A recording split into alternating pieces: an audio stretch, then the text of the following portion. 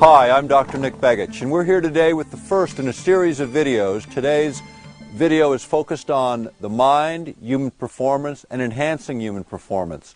Throughout the day, we're going to demonstrate a number of tools and a number of technologies that are here now in the 21st century. We're going to talk about the good use of technology versus uses that are detrimental to human affairs. Enjoy the video today and enjoy the presentation. It's going to be a good one. We're going to be filled with information. And today we're in the backdrop of my home in Alaska. Thanks for being with me today. Today we're going to be talking about mind control in the 21st century.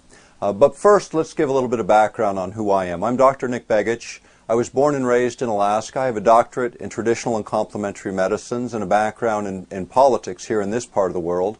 I've been active on these issues and issues on technology throughout the world. I've lectured in 22 countries all over the United States. I've worked with 200 radio and TV producers around the world to get these issues into the hearts and minds of folks so that we can really debate and look at what the potential is both on the positive side of technology as well as some of the things that we all need to be concerned about and look out for.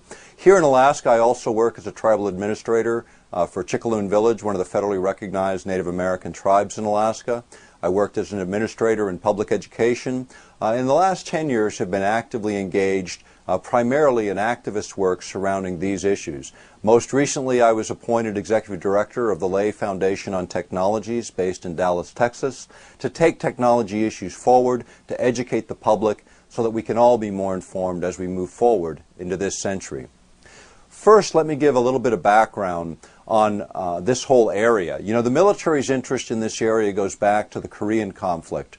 Right after the Korean War, returning veterans, prisoners of war, had really unusual behavioral changes. In fact, as our military began to look at these guys and find out what was going on with them, we found out that huge psychological transformations were made.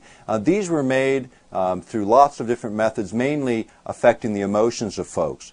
What happened as a result of this is our military and others became very interested in the idea of manipulating human behavior for lots of different purposes. I mean, obviously, in prisoners of war situations, the idea of interrogating folks where they're more liable and susceptible to giving the information up was the main emphasis during the Korean conflict, and of course was of interest to our military as well. From the 1950s, things changed pretty dramatically. As we rolled into the 1960s, a lot of interest into the idea of electronically controlling what happens within the human brain was being pursued. In fact, in the early part of the Vietnam War, back in the mid-60s, a device called the LIDA machine, L-I-D-A, was captured from the Russians. It was used in interrogating U.S. prisoners in Vietnam. And essentially what it was an oscillating strobe light mixed with auditory signals that actually caused what's called brain entrainment, the idea of the brain beginning to mirror or follow those external signals. And what this did is put people in a highly suggestive state and a state where they were more willing to give up intelligence. This particular device triggered a whole cascade of interest, primarily from Central Intelligence Agency. In fact, it was right after this period of time in the early 70s that this whole adventure became of interest to our U.S. Congress. Back in 1975, the United States Congress did a full analysis of what the Central Intelligence Agency was doing in the United States. And within that analysis, they published this report. And this is a report on the activities within the United States. And if people remember, the Central Intelligence Agency was supposed to be dealing with things only off of our shores, not within our boundaries. Now, in the 60s, the CIA was used for infiltrating student groups, getting involved in surveillance of everyone from the Congress all the way through activist organizations, individuals through the United States.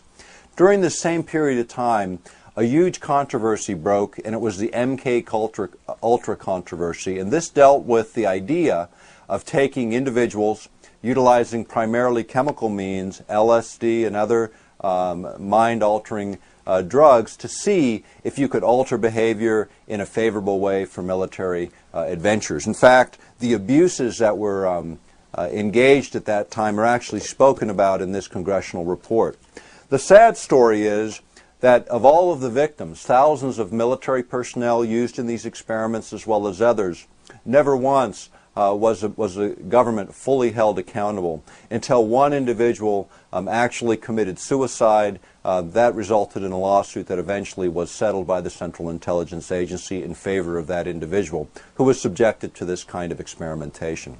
At Laurentian University in Canada, similar work was being done, really developing methods, protocols for influencing human behavior without chemical means. If you even go back to the 60s again for a few minutes, and let's talk about another guy. This guy was Jose Delgado. Jose Delgado put together this book. This is Physical Control of the Mind Toward a Psycho-Civilized Society. Jose had his degree in electrophysiology from the University of Madrid. He was granted his degree in 1950, and once achieving that degree, he spent his time sort of mapping the brain, looking at what parts of the brain affect various parts of our behavior and activity. What he found was that the brain could be mapped, that you could actually implant electrodes within the brain and get a number of effects. And some of that he was doing with primates. He was doing it with bulls as well. In fact, this image is Jose Delgado with a charging bull coming at him.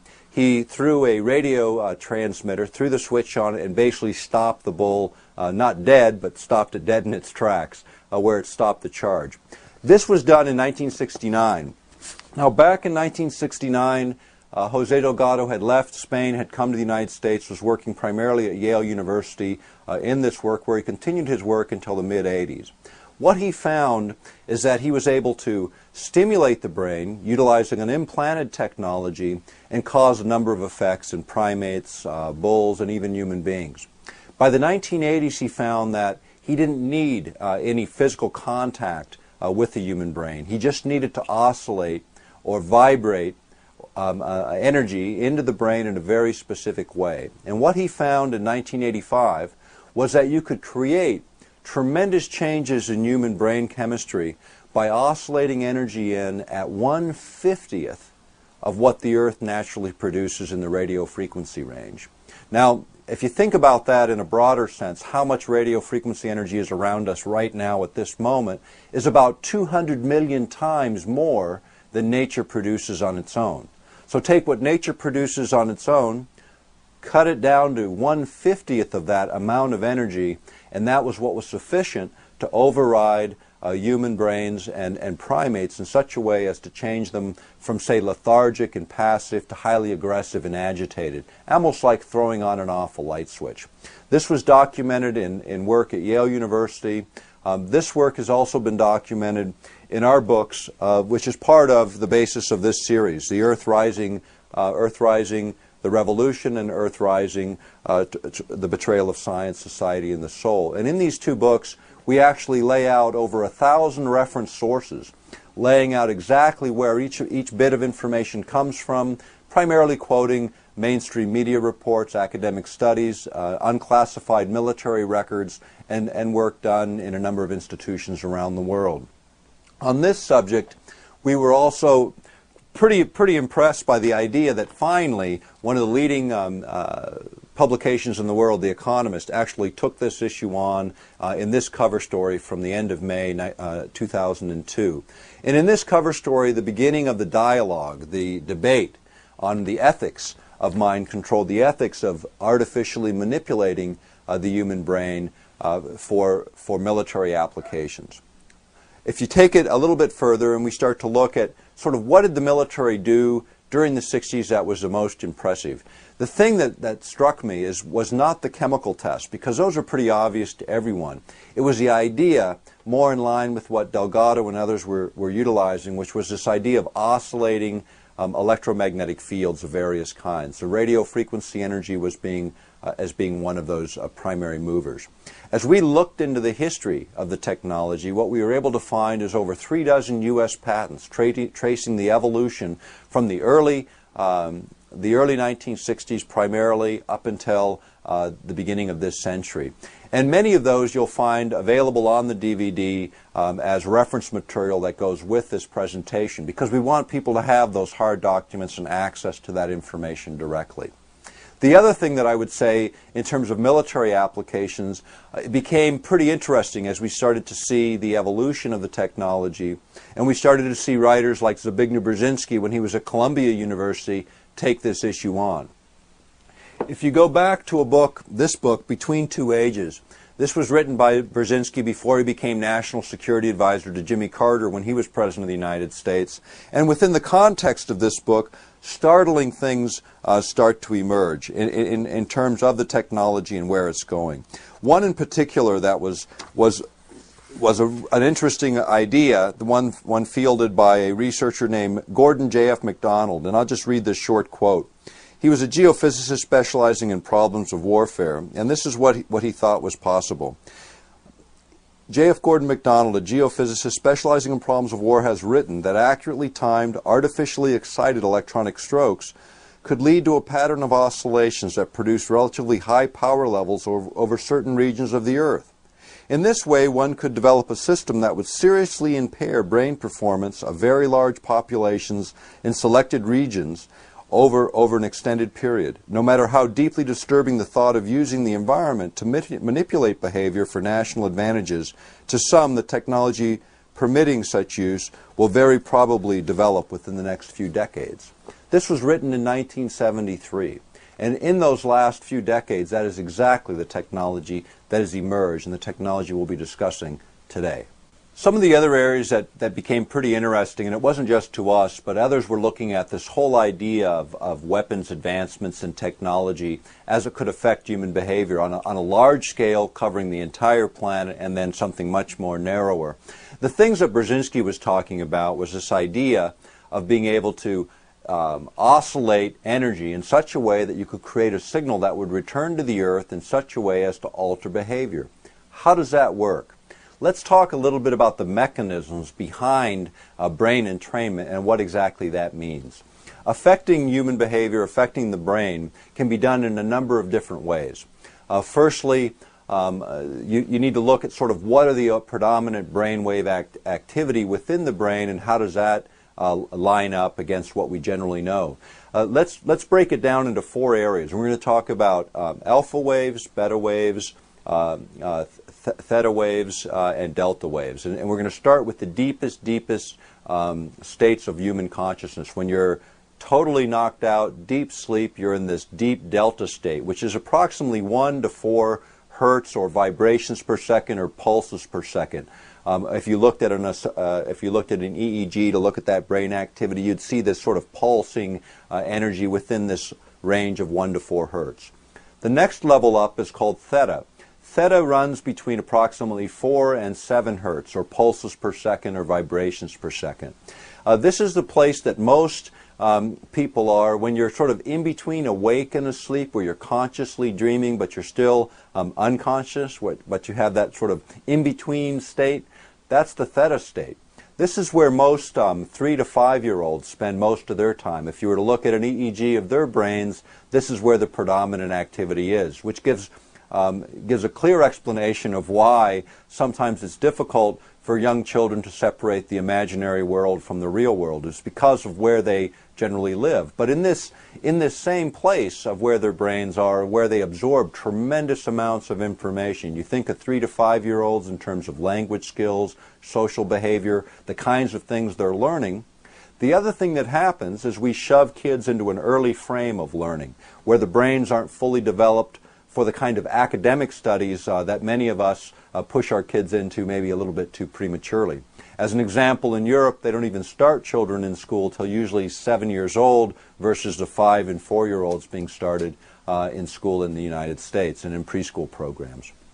Now the next stage is the alpha stage. This runs approximately 7 to 12 hertz. This is where you are when you're in the zone, when you're focused, when you're as an artist or an athlete, where you're just at your optimum performance. For accelerated learning, for certain particular types of learning, this is extremely useful brain range to be in. It's where you want to be for intellectual work and creative work.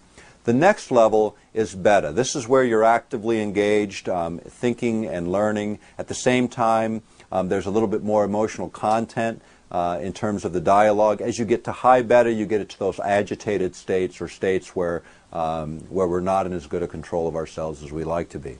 So the range, if you're looking at children that function, say, at too high a beta, these are folks that are attention deficit disordered, often cataloged in that way. Also, if they're running theta, they're running too low of a frequency range. Oftentimes we categorize children as learning disabled. And yet, really what may be happening in many instances when we diagnose too early is the brain just hasn't fully developed to where the alpha rhythms and the beta rhythms tend to dominate the waking state, which is where we want to be as adults. The interesting thing in terms of study is what was discovered early on, originally by Delgado and others, was the idea that external fields, when they were coherent or rhythmic and followed very specific patterns, could override the activity of the normal brain. And this could be done with pulsating radio frequency signals, pulsating electromagnetic fields, with oscillating light or pulsating light, and it could also be done with sound. Now, if you think about sound, sound waves and sound itself, for the human ear to perceive it, we don't perceive the very, very low frequency sounds. Animals like elephants can perceive those low frequency sounds. Other animals that have large receivers, ears that pick up those low frequency sounds can do that, but we can't. So what happens is the brain, not being able to hear below a certain range, cannot pick up these low rhythms that can cause brain entrainment unless you can create sort of a cancellation effect. And here's what's been developed. A gentleman named Robert Monroe, back in the late 1950s, early 1960s, discovered that if you sent sound into one ear at, say, 16,000 cycles per second or vibrations per second, within the range of human hearing, and one in at, say, 16,007 in the other ear. So you have 16,000 coming in here, 16,007 coming in here, and they cancel within the brain and leave a beat frequency of 7 hertz. Within the alpha range, as an example, the brain locks onto that beat frequency, and this is called binaural beat. It was actually patented by Monroe. It was used to develop a number of technologies, but the real effect of binaural beat is pretty profound. If you look at this image, and this is an image taken from the Monroe Institute, you can see a normal brain on this side, which the energy is distributed across the brain, with one side, in this case, dominating, where the energy is focused in the reds and the yellows on one side of the brain. With binaural beats, you create what's called whole brain entrainment, where both hemispheres of the brain, both the creative side and the analytical side, harmonize and work together. This is the ideal state of learning, the ideal state for absorbing information, taking it into consciousness and committing it to long-term memory, and also having profound effects, very strong effects, suggestive effects on the human brain and subsequent behaviors. As a result, over 60,000 people were tested at the Monroe Institute utilizing this technology, and actual tapes and CDs were developed for creating very specific behavioral effects for enhancing human performance, not for necessarily military applications, but for civilian applications in a number of areas. And we'll talk about that as we go on through this presentation today. The main interest, again, of many was the idea of being able to enhance performance. I mean, consider the fact that brain activity in young children, how do we moderate that now? I mean, when kids are hyperactive, we drug them. When they're attention deficit disordered for other reasons, we drug them. And the idea there is to get them to slow down enough in order to make the kinds of intellectual processes work so that things do work properly. Now, there's other ways to accomplish this, and one of the most outstanding programs in the country was actually initiated in a charter school in the Minneapolis School District. Minneapolis School District set up a charter school where they only allowed children in, essentially, who were attention deficit disordered. 80% of the children were on Ritalin, a drug used, again, to modify their behavior so they can learn.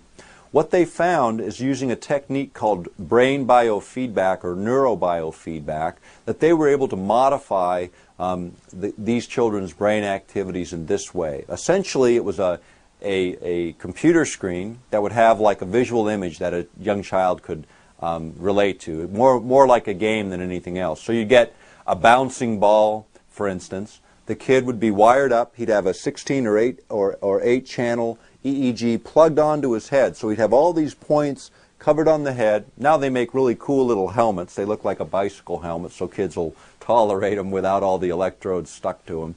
But it's a nice little arrangement where they look at the screen, and as their brain hits the right range for that ideal state of learning, the ball will bounce. And the higher it bounces, the more into that zone the child's brain activity is. And what they have found is that with 30 to 40 one-hour sessions with each child, they're able to actually train the child so that they can literally go into that ideal state of learning at will. In other words, they don't need the biofeedback apparatus. It's like a training tool. It's the same as if you try and learn how to ride a bicycle out of a textbook. It's not going to work very good when you get on it the first time. But if you get on that bicycle and you fall down 2 or 3 times and you learn how to ride it at 5 or 6 years old and you never picked up a bicycle again until you were in your 20s and you grabbed that bicycle, you would immediately have laid down those necessary learning tracks to pick it up because of that feedback you get from the experience of actually all of your sensory perceptions being engaged in the learning activity. When you look at brain biofeedback, it's essentially the same kind of focused learning that allows you to retain, lay down those tracks so that you can go there at will. What did Minneapolis School District find out? After the first year, 80% of the student body was off of Ritalin, off of all psychoactive drugs. We're able to move gradually back into regular education programs, not needing the special education resources that otherwise would be demanded throughout their 12 years of K through 12 education. Now, why is that important? Obviously, for the individual, I think it's obvious. But as taxpayers and people concerned about what goes on in our communities, special education is one of the biggest growing costs around the country. It's something that other school districts should be actively engaged in, and it's something that you, as a listener to this DVD, could become an activist of one. Contact the Minneapolis School District, get information on this program, and get it into your local school district. You'll help a lot of kids, and you'll reduce costs in your communities, and actually begin to see technology applied in an educational environment. Now, since Minneapolis had started this program, a number of school districts around the country are starting to duplicate that program and bring it into the mainstream. But you know, it's taken 20 years from the discovery of the technology to actually getting in to an educational environment where it might be useful. And if you ask people involved in children's issues, this is probably one of the most important issues facing children in public education around the country today. When you look back on Monroe's work, you know, Monroe was doing some interesting things. He was trying to stimulate the brain not just for learning applications, but also layering the information. You would actually see a brain wave was actually put on the material in such a way that the brain actually would lock onto that external signal. Now, the other thing that Monroe and others discovered is that you could combine binaural beat with flickering light. And let me give you an example. Most people think of the television set as a light radiator as pretty harmless. You know, you get back 10, 15 feet, as most of us do, and you watch a television set, and it's pretty safe. Everyone says, you know, it's what's called non-ionizing radiation, radiation that doesn't generate a lot of heat. You're so far from it, and the way energy spreads out, as it spreads out and you get further away, the density or concentration of energy decreases dramatically. This explains why on a television set, when you come up real close and you put your hand on that screen, you can feel that energy radiating, but as you back off, it gets less and less dense pretty rapidly, within just a few inches. If you think about radio frequency energy being broadcast from a radio transmitter, you know, when it starts out and you're close to the transmitter, you hear the signal real clearly, and the further and further and further you get away, the less dense that signal is and the weaker the signal becomes. When you think about energy oscillators and light in particular, think back a number of years ago. In fact, now it would have been in the late 1990s, there was an incident in Japan where actually children, 700 children watching a television cartoon, actually went to the hospital with epileptic seizures. What caused those epileptic seizures when light is supposed to be harmless, particularly that coming off of television? It was the flicker rate. That's what was determined. The rate in which a certain segment flickered or pulsed, it struck what's called a window frequency. Within the range, there are certain frequencies like dialing up a radio. In between you get static, no signal, no clear resonance between transmitter and receiver, yet when you hit the station, you get a nice clear signal. The same is true within our physiology, within our brains and within our bodies. Most energy is static between the stations, but when you hit that window frequency, you can trigger this cascading chemical reactions within the human brain. In that case, it took 700 children to the hospital with energy otherwise thought to be harmless.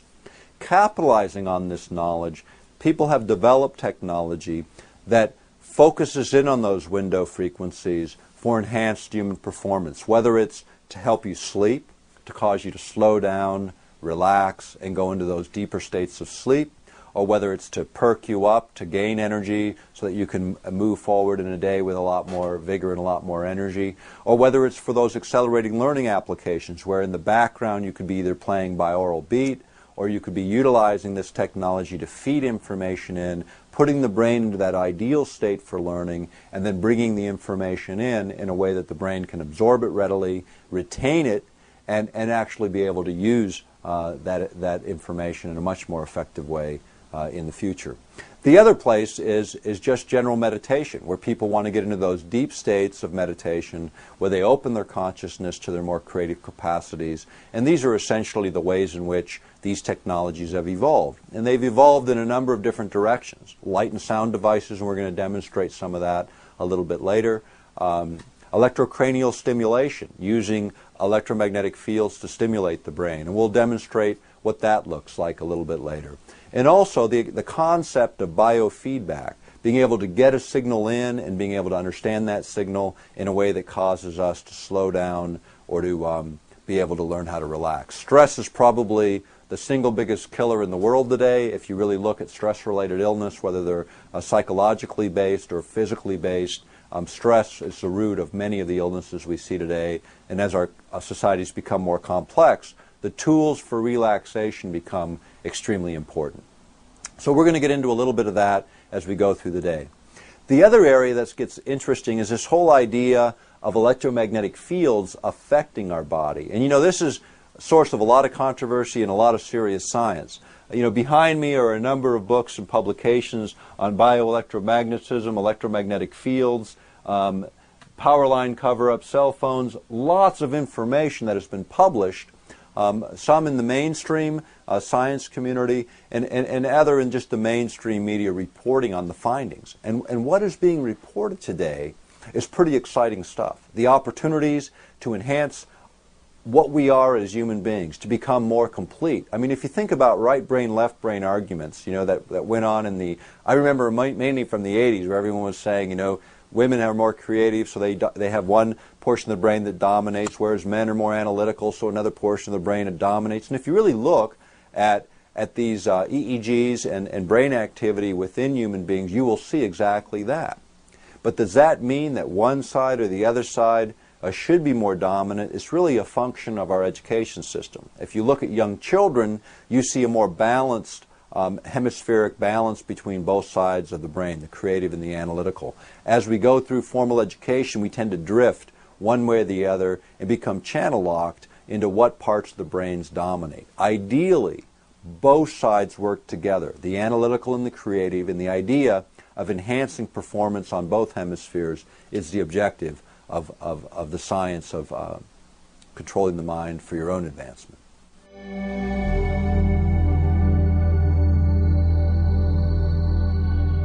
Understanding a little bit more about the body and energy interactions with the body, you know, the chemical model was the dominant model of the last century. This was the idea that everything that happens within our physical health and within our mind is related to chemical interactions. What was really a big controversy towards the end of the last century and not so much in the beginning of this one is the idea that energetically what happens to us has profound effects on our health and our psyche. If you think about the body, not so much from the chemical compounds to body cells, to body components, to body, but go a little bit deeper. Think about the body first energetically. Energy, atoms, molecules, collections of atoms, chemicals, body parts, and then body. Starting at the very lowest level, energy can have a profound effect in terms of how our bodies work. And sort of the dividing line between the sciences. You know, often the folks that had really strong math skills and capabilities in mathematics went into physics and quantum physics. Those that had lesser math skills but had good science minds tended to go more towards the chemistry and the physiology and the health fields, other areas. And that break point really segregated the knowledge in a way that was not a good idea in terms of the West, because we lost the understanding of what was happening behind those chemical reactions and how you might be able to manipulate chemical reactions, not with other chemicals, but just using energy itself. Now, the military actually commissioned a study back in the mid-'80s. It was done through the University of Utah, and it resulted in the Radio Frequency Dosimetry Handbook, published in 1985. Now, this handbook was actually put together to just look at radio frequency energy and its effect on our health and on our mind. And what they were able to find is that every major organ of the body, including the brain, the heart, the liver, the lungs, could all be interfered with or overridden by external signals in the radio frequency range within a very narrow bandwidth.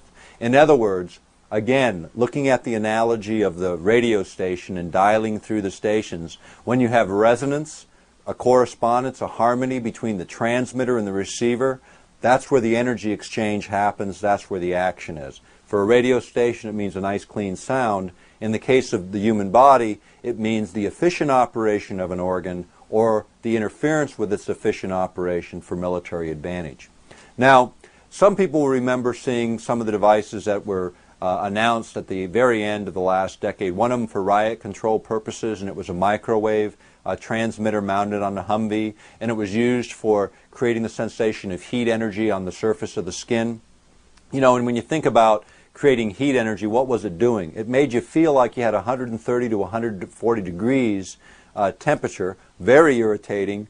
You know, in fact, burning the last time it was used to modify human behavior was back in the Middle Ages, and we kind of gave that idea up as inhumane. But we brought it back. Now, what they didn't tell us about that particular device is that same radio frequency energy, if you oscillate or you change the oscillation or the frequency, if you change the waveform and power densities or any of a number of parameters, you can create much different effects.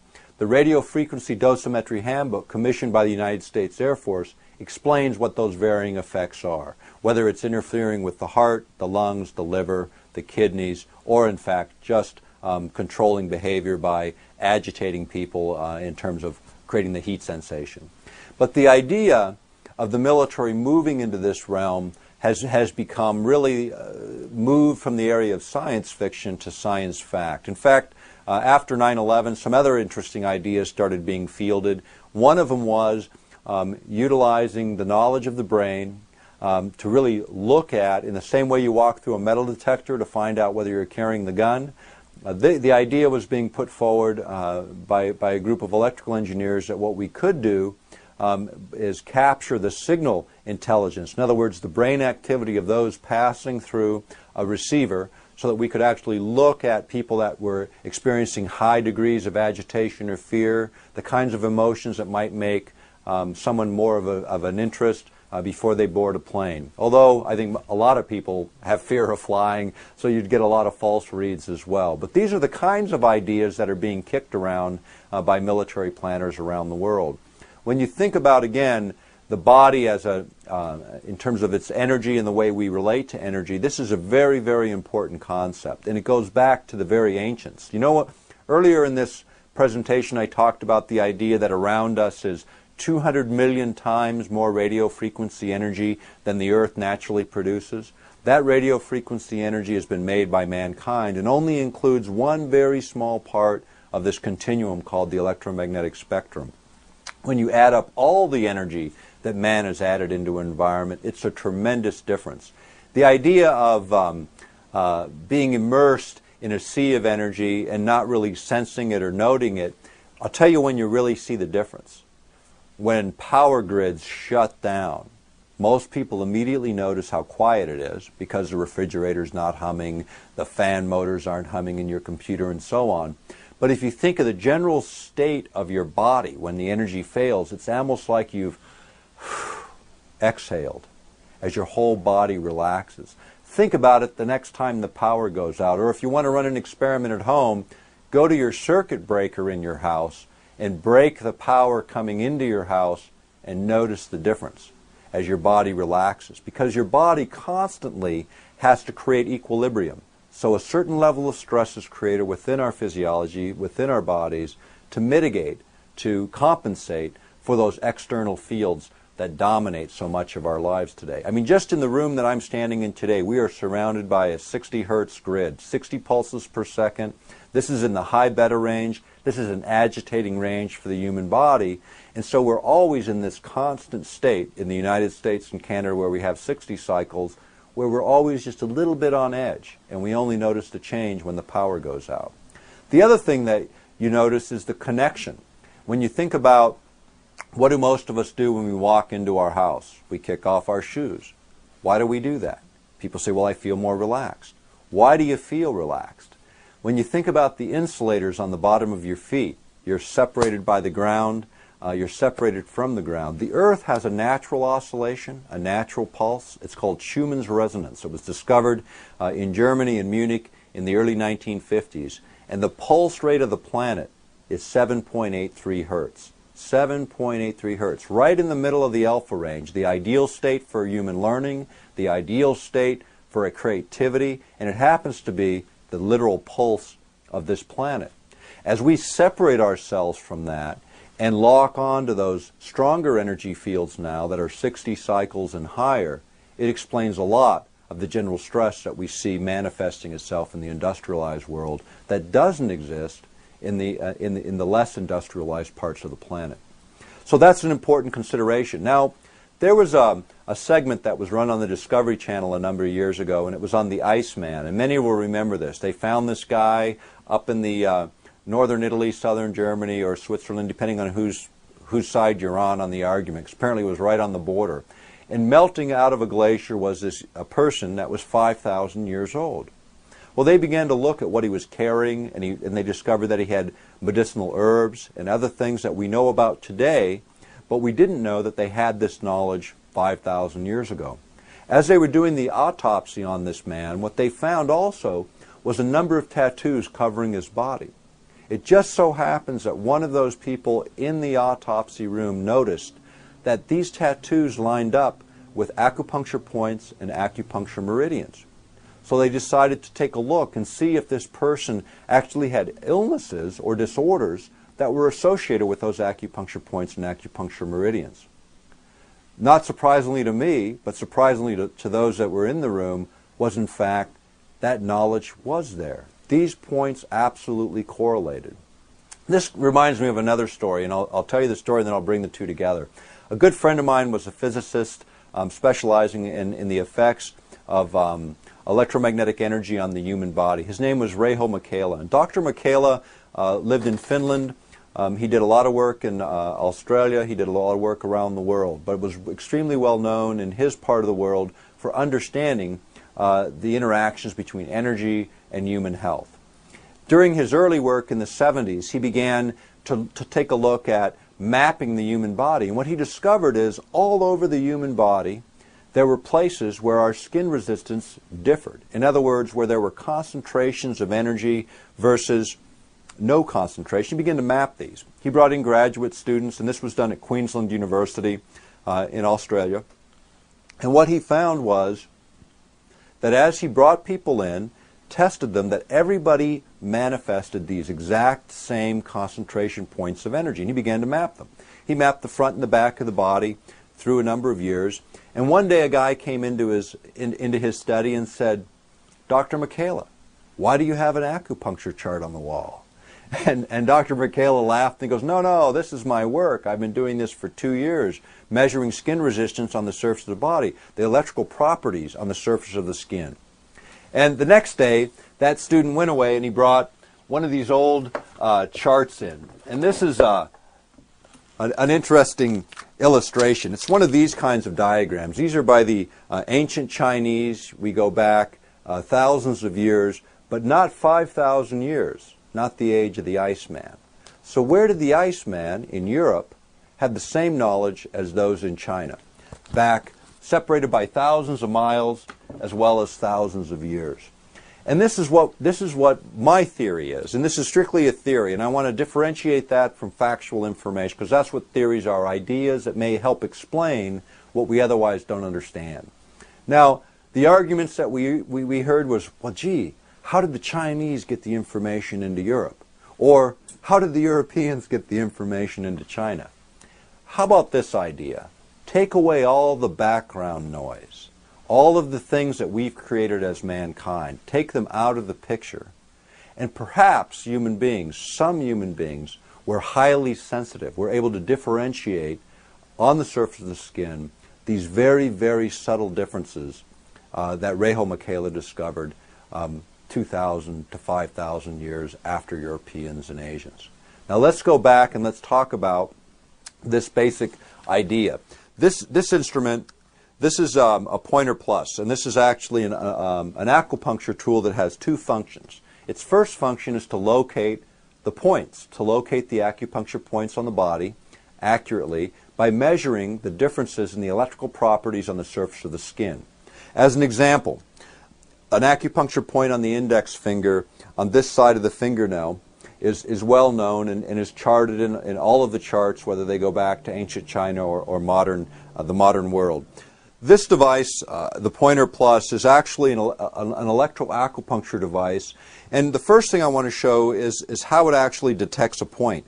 And this will make a loop. So there's power coming through here, and there's a circuit that's completed if I actually go all the way around. So let me turn it on. There's power circulating through, and I'm locating a point, and when I hit that point, I get an auditory signal and I get a bright light. Now what I can also do is by depressing this trigger mechanism, I actually send energy into that point that I perceive as a very, very light, almost like the dusting of a feather, just a little slight pulsing sensation. If it's more than that, the power's too high and it becomes uncomfortable. But basically what I'm doing, instead of needling, I'm sending in just a little bit of electrical energy to stimulate that particular point.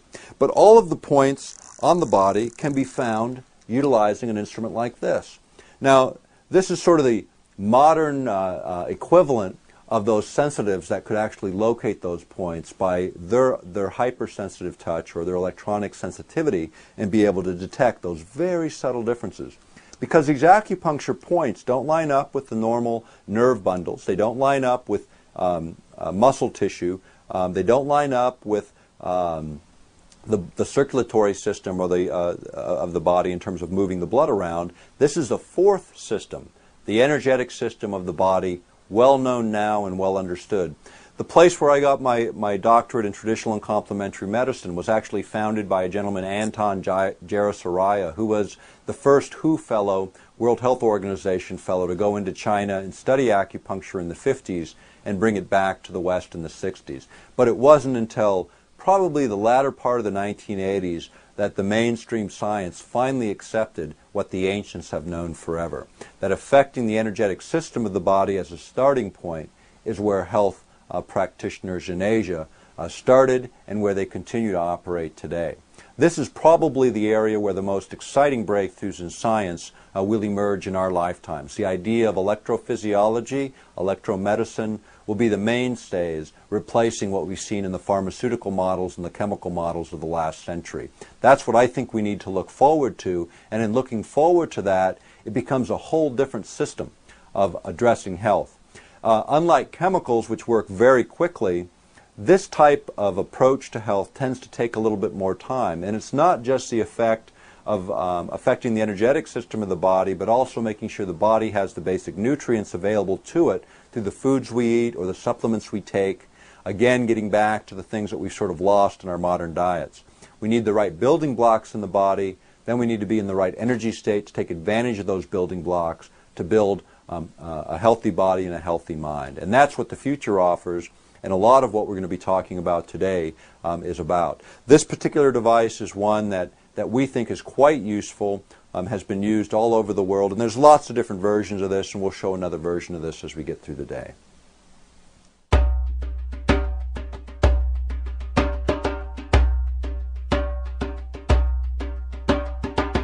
All right, we're going to demonstrate some of these basic tools. I'm going to make myself a little bit more comfortable. It's a little bit warm in here with all the lights. But we want to get a little bit more of a practical look at sort of how some of these tools that I've been talking about really work, what they do, and some of the ways that they can be beneficial in our own lives. And again, to kind of take away, so much of my work in the past has been centered on military activities, military affairs, and sort of the sinister uses of good technology. And technology's a two-edged sword in real terms. A truck can be used to deliver your mail, or it can be used by a bomber to blow up your house. So technology is not bad in and of itself. It's really the intent of the operator. And in this case, these are tools that I consider tools that deliver to individuals the power to take control over certain parts of our life and enhance our own innate natural abilities in ways that allow us to better perform.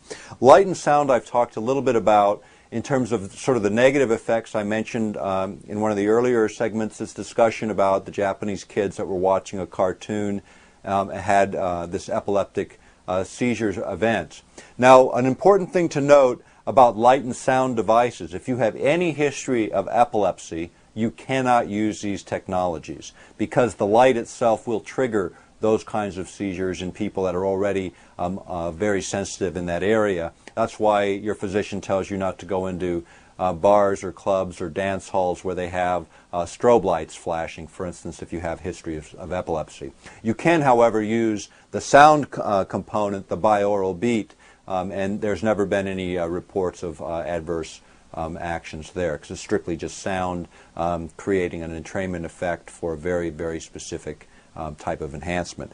But this is a device, the Orion Light and Sound. It essentially is a headset and a pair of glasses. Now, the thing with light devices is you don't keep your eyes open. When you put these glasses on, you actually close your eyes, and you'll see when I turn this on, you'll see the little flickering light. You can adjust the light volume, but you close the eyes, and the light actually easily passes through the eyelids, and you have the same effect, but again, you're more relaxed state when you can close your eyes. So the first thing is to set a program. This particular device has a little over 20 preset programs, and this is the one that I use predominantly. There are more sophisticated devices that you can self-program, you can do a lot of other things with. I particularly like this because it's simple. It has 3 buttons and an on and off switch. That's the Nick Begich 3-button rule. If it's got more than that, it gets too complicated for most people to use as a practical matter. Now, this device is used primarily for 4 main areas. Although there's 20 different programs, those 4 areas are meditation, relaxation, accelerated learning, and enhancing creative work or creative capacity. Now, within those areas, this device through binaural beat, and that's again to remind folks, this is where a sound signal comes in at one frequency in one ear and another frequency in the other ear. So for instance, within the range of human hearing, approximately 1,500 cycles per second to about 20,000 cycles per second. This is the range, of the frequency range for most human beings. Some can get very sensitive hearing that maybe goes down to lower frequency. Some have higher frequency sensitivity and can hear a little bit beyond that range, but that's pretty much the range of human beings. Marine mammals, for instance, dolphins can hear up to 250,000 cycles per second, much, much beyond in the high frequency range beyond a human being. Elephants, on the other hand, can hear in the very, very low frequency range, the ELF range, below 100 cycles per second. In fact, just as a point of interest, people were kind of mystified in this recent tsunami in Asia because the animals didn't appear to have suffered in the way that human beings had, and people were wondering, what actually happened. A sound wave traveling through the water, through the oceans and through land, actually travels 3 times to 4 times faster than that surface wave of actual tidal wave action coming. So animals that can hear low frequency sounds actually heard it coming at them several hours before the actual wave hit. They actually heard the earthquake go. For those of us that live in earthquake regions, most of us know that before the earthquake hits, there's usually an auditory signal. You actually hear it coming, like a freight train coming down the track. So animals with that sensitivity actually pick it up, but for the brain to hear low frequency sounds, you need this binaural beat, this cancellation effect where the signals cancel. So say one signal comes in again at 16,000 cycles per second or pulses per second in one ear, 16,007 comes in at the other ear, they cancel and leave that beat frequency of 7 hertz. Essentially, that's how light and sound devices work, and what you'll see when I activate this particular unit, you'll actually see the flickering effect of the lights. And let me turn the volume of that flicker up so you can actually see it contrasting in this particular light. So it's that flicker effect. As you're watching the light flicker, it literally, the brain entrains to the flicker rate, changing brain chemistry, altering consciousness, and changing your mental state and your ability to either absorb information, relax, meditate, or engage in creative work. Now, the other interesting thing about these devices is, again, they're simple to use, or relatively, this is probably the least expensive device on the market. Others get much more complicated. This one in particular will actually interface with a computer. So you can plug into your computer. This one has over 60 preset functions, as well as you can adjust the time, the volume, the intensity, the tone, the frequency, the pitch, and the mode. So you can change any number of these parameters and create your own. This is more for really advanced researchers in light and sound technologies. It's not recommended for the average person. It's too complicated, too much, too many parameters, and without a lot of basic knowledge, these are not very useful as a practical matter. The simpler units are much more effective. The other thing that I don't care for is an interface directly with the computer.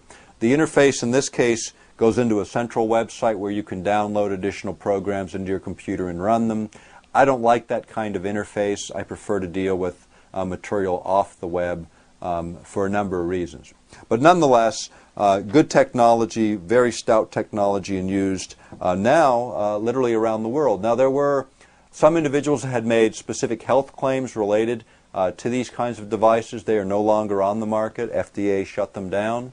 The very same devices are still available without the claims associated with them. The main thing is the light effects are well understood. The other thing that happens with light and sound devices is your blood chemistry changes. You can actually measure blood chemistry. You can actually see those changes within the blood workups. And you can actually look at how your body's reacting to light and sound. And this is something that has been done. We actually published a publication in the Earth Pulse Flashpoints. It's an actual 60-page booklet that breaks down, I think, 4 or 5 studies of light and sound devices specifically. So folks that are more interested in getting follow-on data, it's available there. You can also go on the web, and a tremendous amount of information is available out there today on light and sound devices. Another device for brain entrainment, and one that I no longer carry, and one that I don't really care too much for, but I want to at least demonstrate it a little bit for purposes of knowing there's lots of ways to get energy into the body to have these very same changes. In this case, the reason I don't like it is it requires a 4 contact points. And this is done with a headband. This has gotten a little bit of use, but you need contact gels. So that's the first thing I don't like about it, is the idea that you have to have moistened material when it makes contact with the skin so you get good conductivity. In this case, what happens is essentially very similar. This is the on and off switch and sets the power level. This switch actually sets the frequency, and this frequency ranges from a fraction of a hertz up to about 12.5 hertz, which covers all of those main areas that we're interested in: the delta, the theta, the alpha, and the beta ranges in the low beta ranges. And for learning, for concentration, for relaxation, essentially exactly the same uses as light and sound, but in this case we're using electric current. We're using electric current rather than light or sound to carry that pulse rate. And so, as an example, I'm not going to hook this up to my head, but I'll give you an example. If we make contact so that you can see what happens with the meter, we'll kick the power up high enough. And as I said, you need a little bit of moisture, so I'm going to wet that a little bit. And what you'll see is the needle will pulse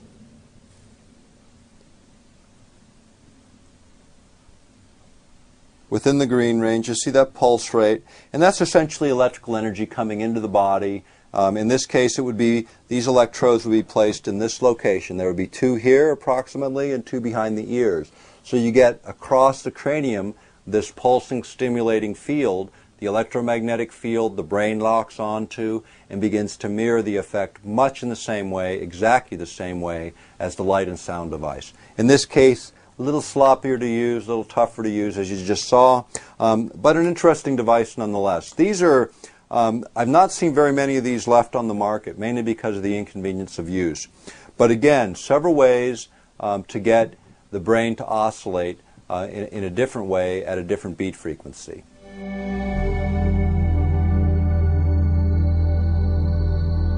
One of the other interesting areas when you talk about the energetic system of the body, I want to go back for a moment to the idea of electroacupuncture, which we were talking about briefly. There's been other observations about energy and the human body back in the 30s, actually, 1930s, in Eastern Europe. The development of Carillion photography, and this is the idea of being able to photograph the energy discharging from the human body. In this case, these are my fingertips, and this is photographed by putting my fingertips within an electromagnetic field generated by a Tesla coil, and by touching a photographic plate in the dark. What happens is the photographic film actually catches photon energy and light discharges coming off of the surface of the skin, in this case my fingertips. The camera that was used is a Carillion camera. This is an example of one. Now you see people who purport to have Carillion cameras often in fairs, New Age shows, this kind of thing. They're not necessarily the true Carillion photography. What they're doing is measuring skin resistances on the surface of the hands when you place them on a plate. And those skin resistance differentials give you some variability, so you get some energy patterns. The original cameras, actually, you would have to touch a conductor, this conductive material which actually loops through, and so when you touch that photographic plate, you actually do get a bit of a shock. I mean, your tendency is to pull away. It won't hurt you, but it's a little bit uncomfortable. So while you're getting that energy discharge and you're placing your hands in the dark through a sleeve to where you're actually touching what is a photographic plate on the inside. And this is the inside where the photographic plate would actually make contact to the skin. So the Carillion cameras are interesting for demonstrating that there is actually this energy coming from the body. Now, one of the other instruments that we didn't demonstrate, this one has a single function. This one strictly locates the acupuncture points. This can be used for massage therapy, acupressure, where you're not using needling, but you want to be accurate. You want to hit specific points that may affect very specific parts of our physiology. So what happens here is, again, you have to make physical contact. You have to loop around. So in this case, you have the probe to help locate the point, and then you have to have a conductor. You have to be able to physically complete that circuit so the electricity can flow through the entire body and be amplified in those specific points where you get a signal. And in this case, what you'll see, there's an acupuncture point again on the inside of my index finger. So I'm going to try and locate that point. And as you can see very efficiently, I find that point both with a light and a sound signal. And as soon as I move off the point, the intensity of the signal decreases. Now this has a sensitivity knob, and the reason it has it is everyone's skin resistance is a little bit different. So some people with particularly dry skin might have to turn it up really high in order to pick up all of the points on the body. On the other hand, places on the body where there's lots of energy being discharged, like the palms of the hand and the soles of the feet, you'd want to kick the sensitivity down. And I'll give you a good example of that. As I touch anywhere on the surface of my hand, you can see that it picks up a signal, even though there's no particular point associated in that way. If I cut it down in power, it'll only locate the points that are actually there. And I'll have to mess around with it a little bit to find those fire points within the hand. You can adjust it. But basically it's an adjustment to sensitivity, again taking into consideration skin resistance, the very thing that allows us to find the points in the first place, and the variability between people so that one device can work for all. This one is an excellent device for locating points. It's a low-cost device for doing that, but it doesn't energize the points. Now the other device that I had shown earlier, this one also has both the locator function and the energizing function. And why I like this device is it's portable, it's easy to use, it's the one I travel with. The other reason I like it is I'm not big on needling, you know, and most Westerners aren't. You know, when you talk about acupuncture, usually the first reaction you get is, I don't want any needles in me. This is another way to deliver energy to the body, avoiding the needling and the discomfort associated with it. This is not an uncomfortable sensation, but a very powerful one, because even in the needling, there's a certain amount of interaction between the person operating that needle and the person that's receiving that needle. In this case, energy is deliberately pushed in. Now my friend Reijo Michaela, Dr. Michaela, who I had mentioned earlier, went a step further, and he developed an electro laser system for acupuncture. And in this case he uses a class 4 laser. This isn't a laser that burns tissue or burns material. It's right below that level. It's very powerful. It's not like one of these little pointers that you see in the novelty shops and in lectures, often these small lasers. It's something in between the burning laser and the pointing laser, the class 3. And what they were able to do is take the class 3 laser, which has about a 2.5 millimeter head where the light actually comes out, and then around that head place an electrode that actually pulses energy in that harmonizes with the light energy that's also going in, but a much, much different effect. As an example, when I went to see Reijo in 1994, I spent a week with him in his lab and actually his clinic. He took this system into Finland and actually was challenged by the medical authorities there, similar to our American Medical Association here. They challenged him all the way to the highest court in the land in Finland. And my friend Reijo Michaela won his case and was able to train 15 practitioners in electrolaser methods before he passed away, a method permitted by the medical authorities in Finland and in other European countries today, and practiced by very few practitioners within the United States. But here's what he did for me.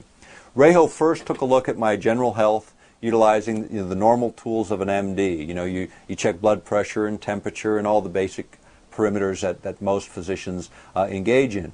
The other thing he did is take a look at not my blood work, but my urine, and analyze that. And he's also an iridologist, someone that studies the iris and can connect disorders within the body to manifestations that show up in the iris. And iridology is well known. Anyone who studies this field will find very similar things. The body projects through the eyes its state of health. And so Reijo analyzed, using the traditional Western methods and non-traditional methods, my health, and he concluded that I had had a pneumonia at one time, or some lung disorder that caused me to have scarring in one lung that was significant comparably to the other. Now that was interesting, because what Reijo didn't know is a couple of years before I had had double pneumonia and had been hospitalized, and that was exactly my condition. So what he said was that he was going to show me how electrolaser acupuncture works in rechanneling energy in the body. So the first thing he did is he went through a liver point, and this liver point, this lung point, what he did was he wanted to show me how energy could come into the body, affect the primary lung points, which are on the chest. And what he said is, without coming anywhere near my chest area, but affecting other lung points in the ear, he was able to show energy coming through the body. And what you saw on my chest was 2 red dots about the size of a dime, about 1 centimeter in diameter, appear on my chest. No contact, perfectly circular in form, one very much intensely red and the other one sort of a dull pinkish color, correlating with which lung had the most damage and which lung didn't. Now what also I noticed, coming through that point where the energy was coming in through the ear was first starting as a slight, like, pulsing sensation, and then getting more intense till it was a rhythmic pinching sensation, until it became so intense I couldn't stand it anymore and I had to have him take the instrument away. Now, what he said to me, and again, looking at my general physiology, my liver was in excellent shape, so he went through a liver point, never adjusted the settings on the instrument as far as intensity. And on that setting, going through the liver, which was functioning normally, there was no sense of pain, just that slight oscillating, pulsing sensation, but it never elevated, it never increased. And why it never increased is the energy flowed through the acupuncture meridians and came back around, flowing through the meridians as it was supposed to, as it was intended, not getting blocked, where then skin resistance, the blockage, actually sent the energy back to the point of entry, creating an irritation on the nerve endings at that point of entry, which is where that pain in the ear points came in when they were trying to affect my lungs. Now, what was interesting about all of that is to see that physical manifestation, to see that energy delivered where those primary lung points clearly show it. Now, how did this process work in treating patients? And Reiho, before he died, treated over 16,000 patients with a number of different disorders. And what happened in a week to 6-week treatments, because you'd go in every day for 30 minutes and get the same treatment 5 days a week, sometimes for a week, sometimes 6 or 8 weeks, depending on the disorder. Because this system of acupuncture generally does not work instantly in many, many cases. It takes time. The kinds of things that Reiho was treating, things that are considered incurable in the West. He treated successfully MS, diabetes, various forms of cancer. When people say they've got a cure for cancer, be a little bit skeptical in the sense that there's over 700 types of cancer, so people need to be a little bit more specific. Reiho had success with very narrow bands of cancer and other disorders within the body. But his work, what was interesting about it is being carried forward, but it didn't just include electrolaser acupuncture. It also included the proper nutrient supplements and the proper foods in order to make sure that the building blocks for the body were also present as you try to rebalance the system so that energy flows, and then what manifests from that is essentially good health. The other instruments, this is one of the earlier instruments that I became acquainted with. Again, another electroacupuncture instrument. This one has a locator function as well as a ability to discharge energy. It uses more of a point. It has more of an irritation when it makes contact with the skin. So it's one that I don't particularly care for. I like the manual, however, that came with this was an excellent book. Simple Health Maintenance. Unfortunately, the book is not available in the United States, but very similar titles are. And these books basically will break down a disorder. It'll lay out then the appropriate points to treat. It'll lay out generally what supplements that a person would need to also take as you're rebalancing the body. And you'll see lots of different purposes for acupuncture, this written specifically for laser electroacupuncture. But there are many, many books available for this purpose. When you look at acupuncture titles, any of them are good. One of the ones that we carry, Healing with Pressure Point Therapy. This one actually breaks down 100 common ailments and then actually lays out not just the points that you would treat, but also the nutritional supplements, foods that are beneficial for also affecting those particular ailments. The Chinese developed really good systems, and the main thing to know is it's not any particular book. Find the one that you're the most comfortable with. You know, every person in the healing arts specializes, even in the acupuncture areas. So when you go to the Barnes & Nobles or the Amazon.coms or the bookstores of your choice, look at the acupuncture section, and generally there's usually 7 or 8 or even 10 titles. Take a look at which one best addresses the issues that you're interested in, and that's the book for you. The points all line up the same. It's really the depth of experience that the practitioner has in terms of supplements, dietary habits, and the other things that they recommend that go along with acupuncture.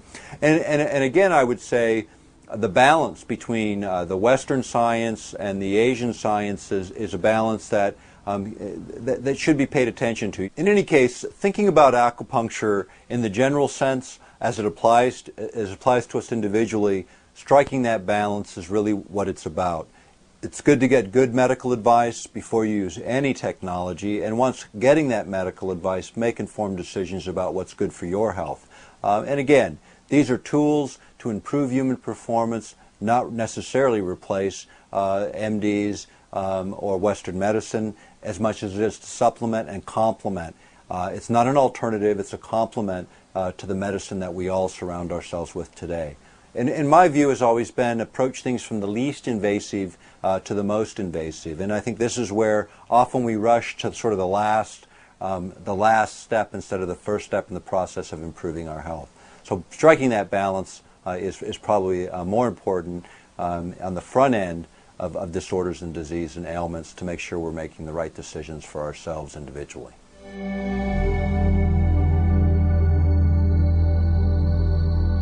The next area I want to talk a little bit about is this concept of biofeedback. And I mentioned brain biofeedback, and I don't have the instruments to demonstrate for that here. But if you're interested in brain biofeedback, there is an organization in Denver, the Biofeedback Association. They're the only certifying body in the country. So if you're looking for a practitioner of biofeedback in your area, particularly the idea of being able to affect brain activity for children or for adults, very useful in stroke recovery, addiction issues, behavioral issues, and attention deficit issues. These are very, very useful. But Denver is where to call. If you call information there, Biofeedback Association, get the names of practitioners in your area, and then you can deal with those opportunities as they come about. But on a more localized scale, what is within the range of people's ability to do? This particular device I like. This is just for relaxation, and it incorporates what are called muscle tensiometers, which are these three small metal discs. And what they do is they pick up energy from the body, translate that energy in terms of muscle tension. And when you tense up your muscles, there's actual changes in skin resistance on the surface of the skin that can be measured. So what happens? Well, many people know the concept of kinesiology as an example. Kinesiology people use, and it's where they're, and if you don't know what the word is, you'll maybe remember the image. It's somebody holding some substance in one hand, and there's somebody pushing their arm down with the other, and they're seeing how much muscle resistance there is. So maybe you hold aluminum in this hand and it has a detrimental effect on you, so you're weak. Or you hold something in this hand that gives you strength, and then they can't, break the arm down. But it's all subjective. I mean, you don't really know, is he really pushing as hard? Muscle tensiometers you can actually put around this portion of the arm, and they actually measure muscle tension, so it is objective, not subjective. In other words, you can see a needle or a digital readout and see exactly what's going on with the muscle. Incorporating muscle tensiometers, in this case, these three points fit into a headband. It fits on the head, so these 3 points hit right about here. And if you ever notice when someone's stressed, they wrinkle up their brow when they're relaxed. The muscles here are very, very relaxed. So what happens with this device, as your muscles tense, you get in the headset a very high-pitched sound. And as you relax, the sound goes down. So it goes real high, and the lower you get the sound, the more relaxed your body is. So you get feedback. You get that interaction, like learning how to ride the bicycle, the example I used earlier. Is doing it without the feedback makes it very tough. Meditators spend 20 years learning how to meditate, sometimes, 20 years. Now, why does it take so long? It's because when they hit that ideal zone, it's for that few seconds, and they remember, that's what that feels like. The next time it's a little easier to get there, and the next time a little easier to get there. And then eventually they get to that place and they do it very efficiently. Now they want to dive deeper. And over 20 years they learn how to dive deeper and recognize those signals. With feedback, with neurobiofeedback and brain biofeedback, it has been proven that people can reach the same mental state as the 20-year meditator using biofeedback once a day for an hour a day, learning how to drive to those lower states in 30 to 60 days. That is phenomenal. And this isn't done anecdotally. This is done with thousands of trials showing how you can entrain the brain, drive the brain activity down, and then learn how to modulate your own brain activity. This particular device I no longer carry, but it is available through Tools for Exploration. You can find them on the internet. It's very simple. It's about $100. It's the kind of tool that a guy can use at the end of a workday when you're totally stressed out and you just need to unwind. This helps you learn how to do it. After 30 to 60 days, you can put this on the shelf or hand it to somebody else because you can get there on your own. And that's a key thing in a busy, hectic life, being able to learn how to relax, reduce those stress levels, and recognize relaxation in terms of the general sense of the body, and being able to get there quickly and efficiently. Even midday, in the middle of the day with an intense schedule, it's nice to be able to create an environment where you can relax and learn how to really work with your own physiology to accomplish that. This instrument is also a biofeedback device. This device, the thought stream, actually measures skin resistance, in this case with a probe that fits on the palm where the palms sweat a little bit, and you make a decent contact. When the device is clicked on, it actually has a headset, so you get an auditory signal, so you can close your eyes, you don't have to look for a visual signal, and you can relax. And it's the same basic idea. The sound starts very high up and then drops down to a lower and lower pitch as you start to relax. Now, what I'm going to show with this device is I'm going to set it up so that it's on, and what you'll see first is you'll see a light signal. And this is just the light signal setting itself for my energy state and for my skin resistance.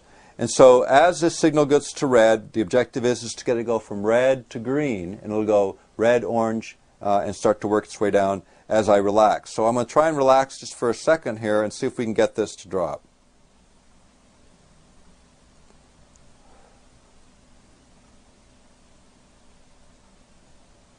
Well, I guess making a film doesn't give me the chance. Well, there's a little bit.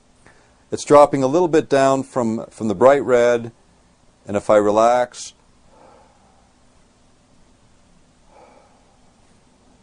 you'll see it drop down into the orange. And essentially, what this is doing is giving me a visual signal. At the same time, there's an auditory signal if I had the headset on, which would tell me that I'm getting more and more relaxed. And I can adjust the sensitivity on this instrument and the volume on the instrument so that I can get deeper and deeper and deeper into more relaxed states. This one's just a little more complicated than the headset. Of the two, the headset is the simpler technology to use. Now, they have more sophisticated brain biofeedback instruments. They run into thousands of dollars. The Mind Mirror is one which actually lays out with light bands that go across the visual screen, both hemispheres of the brain, so you can not only slow the body down, but make sure both hemispheres are basically energized at approximately the same energy state. So you maintain that optimum brain balancing performance at the same time that you're relaxing or going into those particular mental states that you're desiring to go to. So biofeedback is one way. This teaches you to do it on your own. Light and sound instruments drive you there. In other words, there is no learning. You're there within a minute and you stay there. People with sleep disorders, light and sound devices are extremely effective for putting you to sleep because they immediately entrain the brain into those relaxed states, whereas this is a training tool to learn how to do it yourself.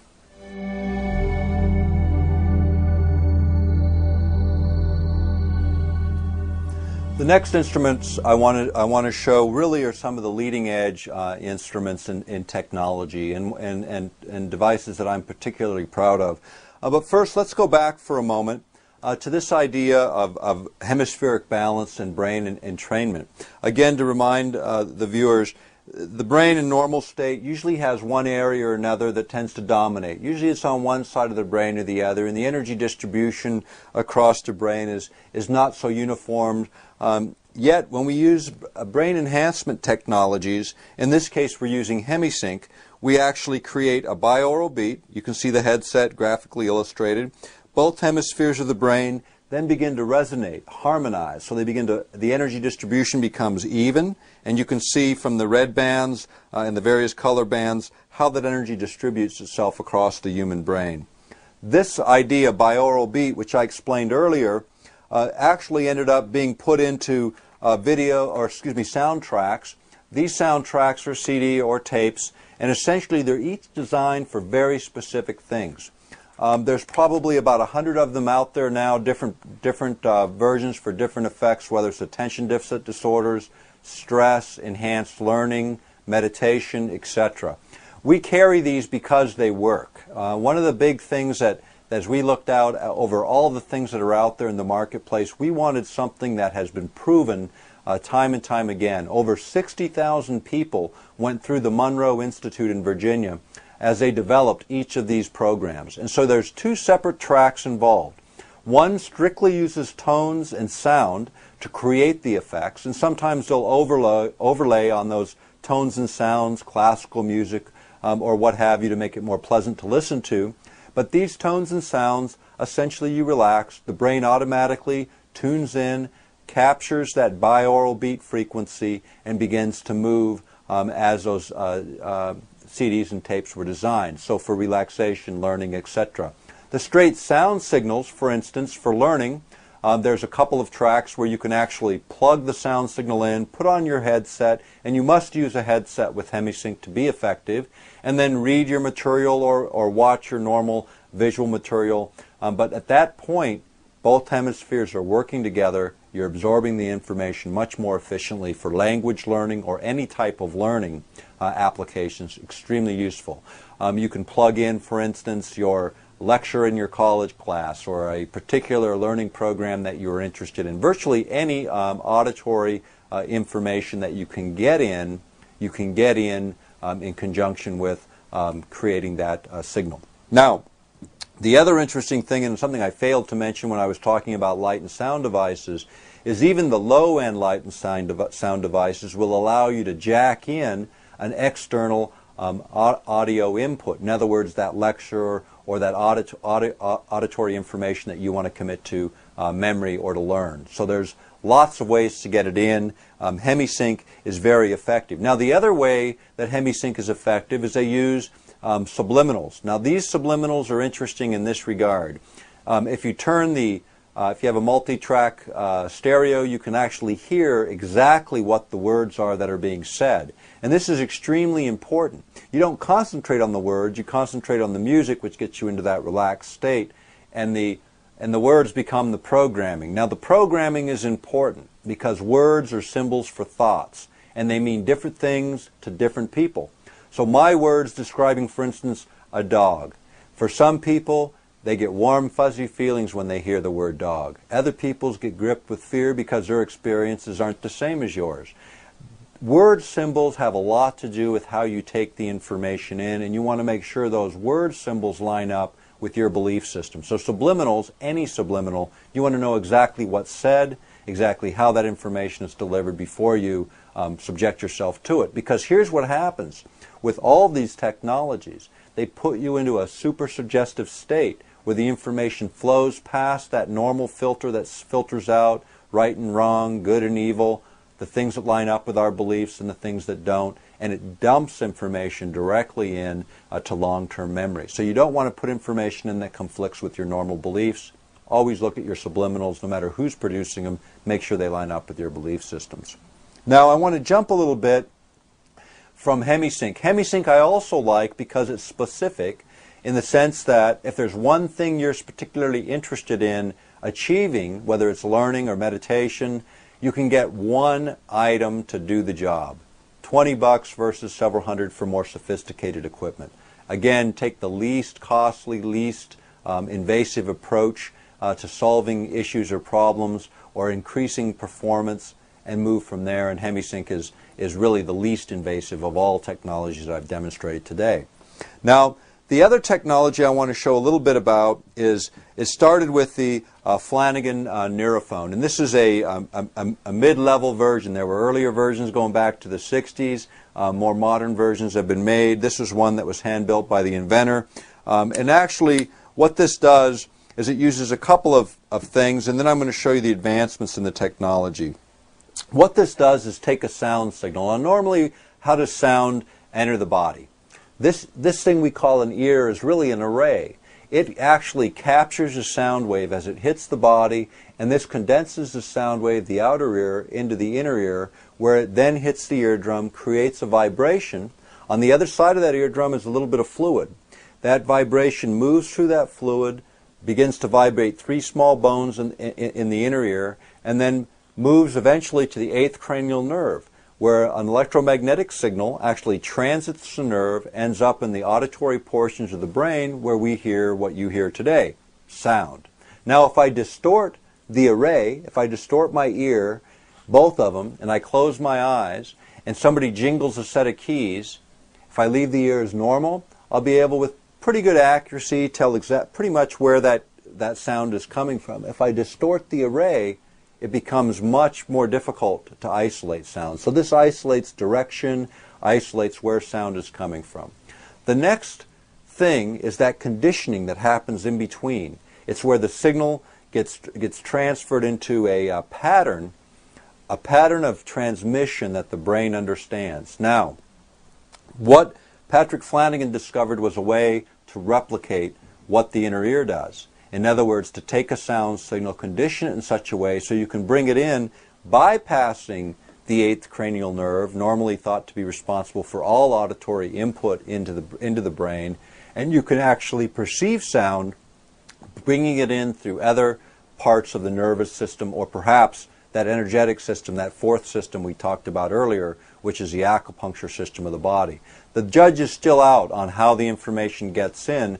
Most recently, in the last few days, there was an article in our local paper talking about sound that's actually perceived from the auroral discharge. You know, some people hear it and some people don't. They really don't understand the mechanism by which that sound gets into the head. I'd suggest that it's a very similar mechanism to the one I'm about to demonstrate today. Now, what we did is we advanced the technology significantly. An incredible inventor in Germany, Robert Thiedemann, actually took the old concepts of the neurophonic technology, which included about a 30 components on an electronic board in this box to create a sound that you could perceive literally in the center of the head. What we did is Robert took the ideas, advanced them substantially, and created a much finer circuit. Over 170 components involved in the design of this circuit, which allowed us to get much deeper frequency ranges, lower frequency, and much higher frequency range delivered into the brain. Now what happens with this, unlike a standard auditory signal, the ears aren't involved. What happens is the signal is conditioned. In this case, we're going to use a standard CD player. I've got Bach playing on this CD player, and as classical music, it's routed through this device, through its circuitry. About midway through the circuit, there is an electro-optical coupler. Now, the electrical-optical coupler changes a flow of electrons, the electricity, to a flow of photons, light energy, converts it back to electricity, where then it moves on to the body. Now, we put that converter in there essentially to break the circuit, because although we're attached just to a CD player, if you hook this up to a home stereo or a computer where you're actually hooked into the wall with AC power, you don't want power to arc across the circuit and into the body, because at the end of this we're going to have what are called piezoelectric transducers. They have a metal contact point, and when we make contact with these, we actually transit current through the body. And if you listen carefully, you'll hear a little bit of an energy discharge. These have a ceramic material on the back of these metal plates. As electric current hits that ceramic material, it causes it to expand and contract. And what that does is create a slight drumming effect on the surface of this metal plate. That drumming effect then creates a sound that you can hear with the normal ear. So for example, when I complete the circuit, right now you hear nothing. But if I complete the circuit by touching the other transducer with my fingertips, sound will transit through and you'll hear it. Now, what you can't hear on the camera, but you can hear in the room, if I actually place this on my temples and block my outer ears,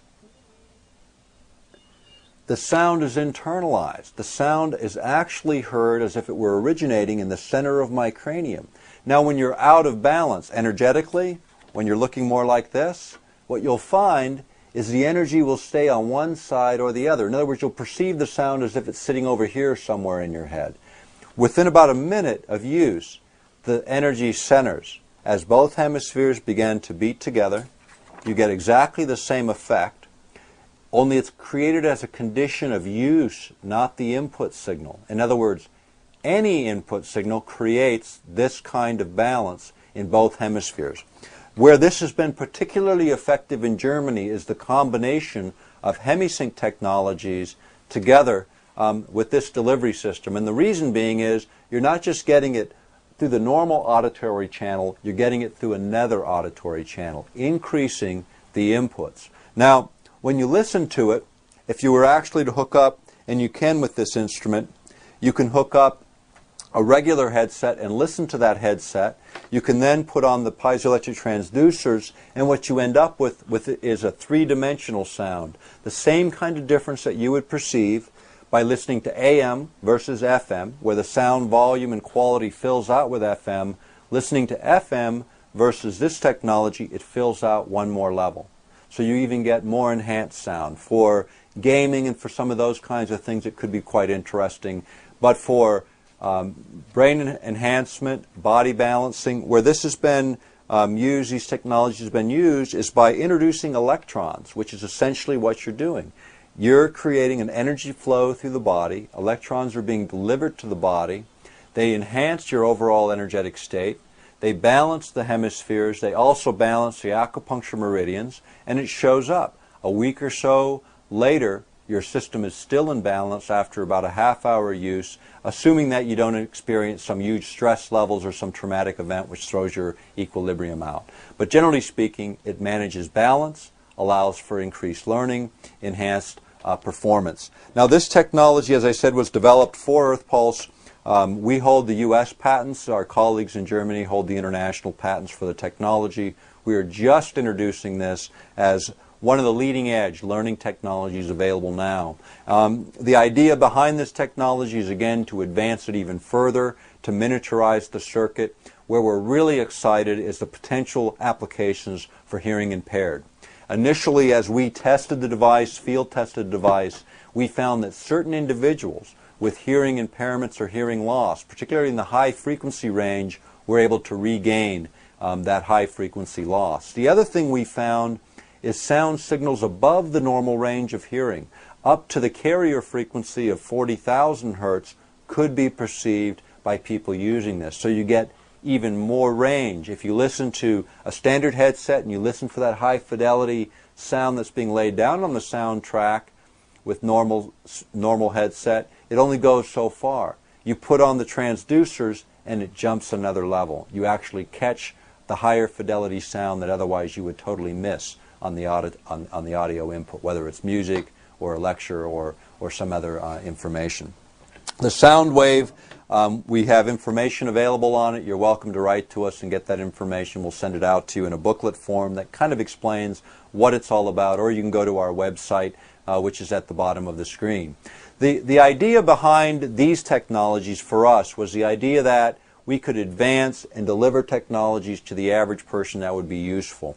One of the other instruments that we'll be bringing out in the next couple of years, it's in prototypical design now, is one that measures subtle energy fields in and around the body and actually give you the feedback. Again, feedback is an extremely important process in accelerating learning processes. And if you study most of the areas of philosophy and science where they kind of cross over, you'll hear oftentimes people refer to energy centers within the body. Well, these energy centers can be measured, and they start approximately here and they move up to the top of the head. 7 centers are generally involved, but it's always been subjective again, where, is it really there, or is there really energy there? And there's a column that flows approximately 6 inches out from the body. With the instrument that my colleagues in Germany have developed, you can take the instrument, move it into the area of those energy centers, and actually see a needle move. When you move out of the area of that energy center, the needle stops moving. So feedback, again, important. If you want to activate the heart center or the center in this area of the throat, you can actually see the needle, get the feedback, change your way of thinking, change your way of focusing your attention, and see if you can move the needle at will. That's where the feedback comes in for energy work in a number of fields. This instrument we think will be extraordinarily valuable and one that we look forward to bringing out in the future. The next area I want to talk about deals with sound and agriculture. And this particular book, Secrets of the Soil by Peter Tompkins and Christopher Bird, is a book that we publish, and I consider it to be one of the most important books in alternative agriculture. One section of this book deals with sound and the effect of sound on plants. In fact, it really goes back even further to an earlier book by the same author. It's called The Secret Lives of Plants, which is also a book that we carry. People remember from the 60s and 70s this whole idea of talking to plants and music affecting plant growth, and people would play classical music and get really excellent growth, and they play hard rock or really rough edge music, and plants would end up not being as healthy and not being as prolific in their growth. This particular chapter within Secrets of the Soil that I'm interested in deals with a product and a technology called sonic bloom. And it was developed by a gentleman who actually got the motivation for the technology in Vietnam. He was in Vietnam during the war. He saw lots of starvation, lots of poverty, and really set himself about trying to find a way to increase agricultural production. Intuitively, when he got back to the States, he was observing songbirds, and he drew a connection between songbirds and plant growth.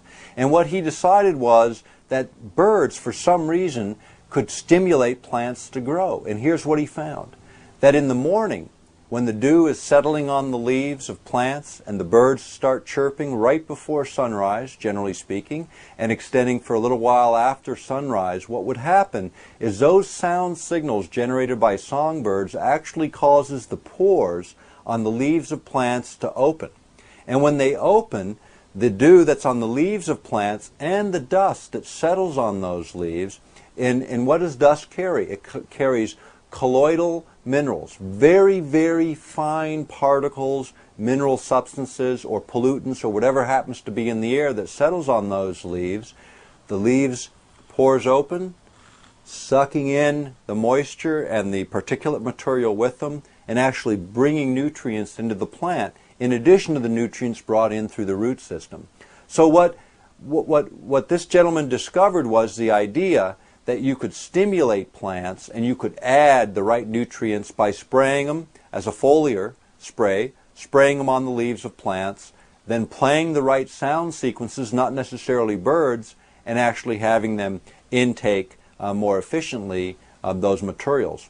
But there was more going on there. There was more to it than that. There was actually a physicist in New Jersey who was also a musician working on exactly the same idea. But he was looking at it from a different perspective. He was looking at what happened within the DNA when sound sequences were played, and the mathematics of that. It was what fascinated him. And so what he determined was that you could actually create genetic alterations in the plants, making them more vibrant, and that this was probably the root to what was going on with sound, that Dan Carlson, the inventor of sonic bloom, discovered on the one hand intuitively, the physicist discovered scientifically, both saying the same things. We wrote an article about that in the Flashpoints, and there's also an article on sound and the work of this physicist in other publications that we cite. The point being, huge differences in plant growth were achieved. I went to Dan Carlson's farm in Minnesota, actually right over the border of Minnesota into Wisconsin, and he showed me a number of things. This is an example of some of the things that were going on with accelerated plant growth. In an 8 by 16 foot plot, 8 by 16 feet, 5,000 pounds of tomatoes were grown using this system. Phenomenal. In the same size plot, 8 by 16 feet, 800 cantaloupes were grown. And these aren't small, these were larger than normal. I went to Dan's farm and actually took a look at the nut trees and plants that he was growing there, and these were the observations that I made. Firstly, on an elm tree normally has a leaf that if you looked at the leaf, it's sort of a tapered leaf about the size of 2 fingers. And I looked at a plant, a tree, that was probably 25 or 30 years old, and Dan had bought this farm 13 years before, and you could actually count from the top of the tree down.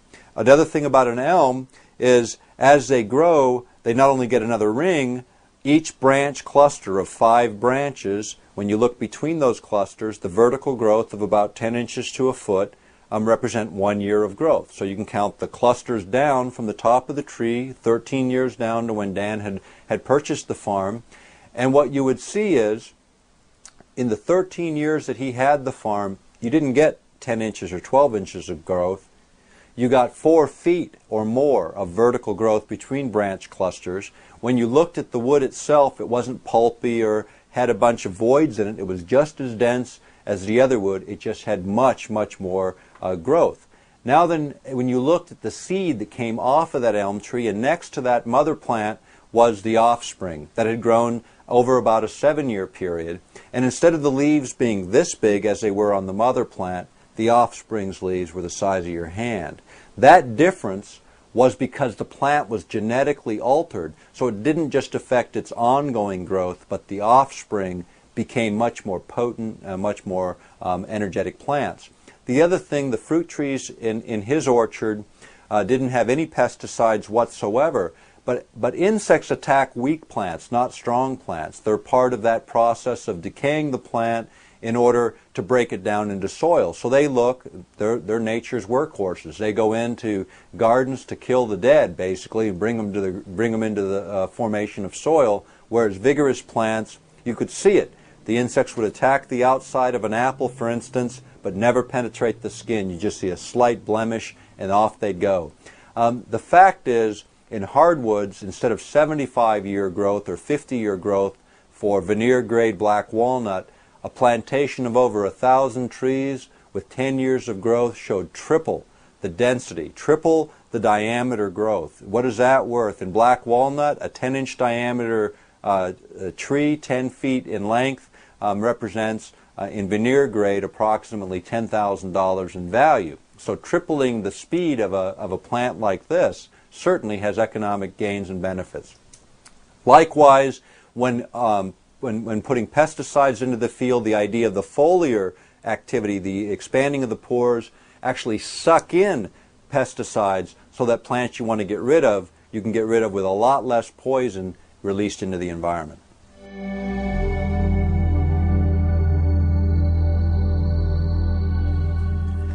The last thing I want to cover is really getting a little bit away from the ways in which energy can be introduced to the body, as we talked about electroacupuncture, the idea of moderating physical health, and there's lots of things that can be done. This is a product that was developed by my friends again in Germany, and it's a compound that actually changes the energy state of the body. And let me talk a little bit about that. This is First Elements, and it'll be released late in 2005 in the United States. But the idea behind this product was to look at a way to get energy into the body, perhaps chemically. And so here's what we created in Germany. Robert Tiedemann spent almost 4 years looking at developing a way to get negative hydrogen into the body. In other words, basically negative energy, electrons, and you can measure electrons by putting this in solution. You can actually take a measurement that will show approximately 700 negative electron volts. What we're talking about there in terms of energy is releasing free electrons in the body, and what happens with that is very simple. Toxins within the body tend to be positively charged, so negatively charged particles lock onto those and neutralize them, or take neutral particles, donate a free electron, which makes them scavengers, and they act as scavengers within the body, taking those toxins into a position where they can be eliminated through the normal methods that the body eliminates toxic waste. The other thing that happens is when you're detoxifying, in most cases, if you go through regimes that detoxify the body, you get really sluggish. You might even feel a little bit ill and weak for that first few days. With this material, that does not occur because it actually adds energy into the system that not only detoxifies you, but leaves you a net level of energy that actually increases your sense of alertness and focus without the edge of, say, caffeine, but the same alertness and focus. The other thing that happens is with this, if you take a half a gram a day, 500 milligrams a day in the morning and 500 milligrams a day in the afternoon, and you measure your pH, your acidic alkaline balance. In most of our diets in the West, we take in way too much acidic food, and you see it in hair loss, you see it in complexions, you see it in stomach disorders, and in generally bad health. Highly acidic systems are not the best for human beings. You want to be slightly on the alkaline side. When I started taking this product within 5 days and taking a pH strip, which you can get at any drugstore or any pharmaceutical supply house, you can take and measure your pH level and look at it on a strip. So you can do it with saliva in the mouth or urine or blood, and you can look at your pH balance and see. And mine started out highly acidic at the beginning of this 5-day period. I made no appreciable change in diet. Each day, in the morning and in the afternoon, took a pH test, and by the end of 5 days, my overall system was slightly on the alkaline side. My energetic state was much better. The acid feelings in my stomach were gone, and it was very, very quick. The idea behind adding energy in is the root behind this science, and it's something that we think as a nutritional supplement will offer great advantages for folks in increasing their general energy state and sense of well-being. The idea behind diet as it connects to our health is extremely important. And we all know the things that we're told about what to eat and what not to eat, but oftentimes we don't balance our system. So it's the idea of supplements in a busy and hectic world that offers other alternatives to getting those nutrients into the body and increasing the energy state of the body so that we can do better, perform better, and function in the 21st century. What we've covered today are a lot of areas, and we've touched on a lot of areas, and I draw your attention back to our earlier publications, back to our website for more information. The referenced material is substantial. We're going to include some of that on the DVD, but for the sake of space and time, not everything can always be included. Get interested in these issues because they do matter. It's your health, it's our futures, and more importantly, it's the technology of the 21st century that don't drive us. It's we that drive them. Let's make sure those technologies are used in our interest and not against us. Let's look for the future that makes us healthier, smarter, and more capable in a complex world. For more information on the products and things that we've discussed today, you can contact Earth Pulse Press. Our address is on the screen, our website is on the screen, and we would appreciate hearing from you. We can also send you a catalog free of charge anywhere in the world and keep you informed on our issues. Go to earthpulse.com and sign up for our flash list. That'll keep you on top of the latest information as we collect that information and make it available to the public.